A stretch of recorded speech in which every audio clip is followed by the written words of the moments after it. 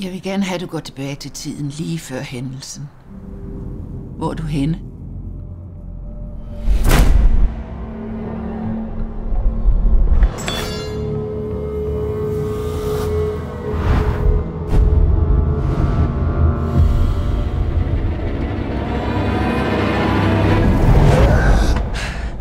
Gør det, du frygter allermest.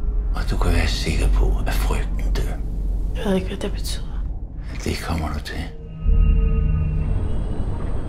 Vi har ikke så meget at gå efter de cirka 15 timer, hvor du var væk. Dem har vi ikke kunne spore. Har I fundet ham? Fundet hvem?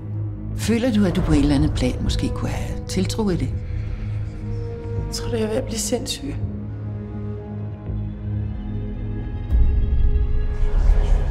Hvorfor sidder du her? Han lever.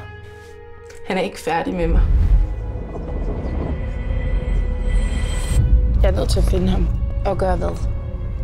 Afslutte det. Bryde den der magt, han har over mig. Afslutte det.